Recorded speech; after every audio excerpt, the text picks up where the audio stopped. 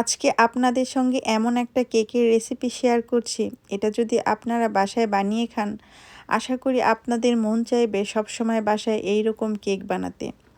কথা না বাড়িয়ে চলে যাই কেক বানাতে। প্রথমে কেক বানানোর জন্য কেকের একটা মোল্ড নিয়েছি। মোল্ডের ভিতরে বেকিং পেপার বিছিয়ে দিচ্ছি। এখন কেকের মোল্ডের নিচে ফয়েল পেপার লাগিয়ে দিচ্ছি। কেক বানানোর জন্য বাটিটা সম্পূর্ণ রেডি। বাটিটা একটা সাইডে থাক। প্রথমে 3টা ডিমের সাদা অংশ আলাদা করে নিচ্ছি, ডিমের কুসুমটা আলাদা করে নিচ্ছি। প্রথমে ডিমের কুসুমটা ফেটে নিচ্ছি। কুসুমটা ফেটানো হয়ে গিয়েছে, দিয়ে দিচ্ছি 30 মিলি রান্নার তেল। তেলটাও ভালো মতো কুসুমের সঙ্গে মিশিয়ে নিচ্ছি। মেশানো হয়ে গিয়েছে, দিয়ে দিচ্ছি 200 গ্রাম দই, দিয়ে দিচ্ছি 15 মিলি মধু। এখন সব কিছু ভালো মতো মিশিয়ে নিচ্ছি। সব কিছু ভালো মতো মেশানো হয়ে গিয়েছে, এখন দিয়ে দিচ্ছি 20 গ্রাম ময়দা, 20 গ্রাম কর্নফ্লাওয়ার আর ময়দাটা চেলে দিচ্ছি। এখন এই মিশ্রণটাকে ভালো মতো মিশিয়ে নিচ্ছি।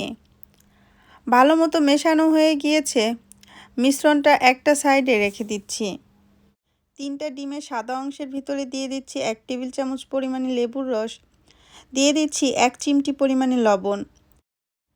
এখন এটাকে বিট করে নিচ্ছি, সাথে দিয়ে দিচ্ছি 60 গ্রাম চিনি। ভালো মতো বিট করা হয়ে গিয়েছে। আগে যে মিশ্রণটা রেডি করে রেখেছিলাম, সেই মিশ্রণের সঙ্গে ডিমের ফোমটাকে মিশিয়ে নিচ্ছি।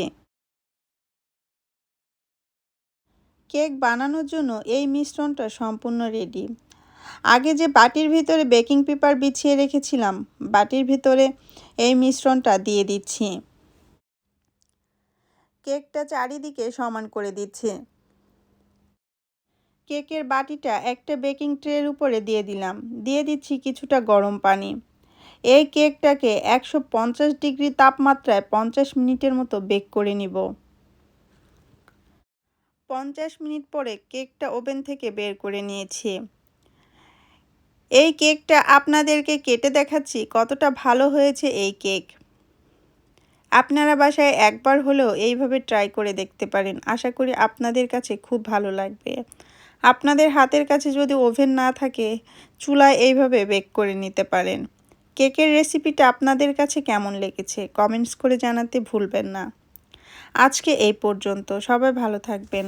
আল্লাহ হাফেজ।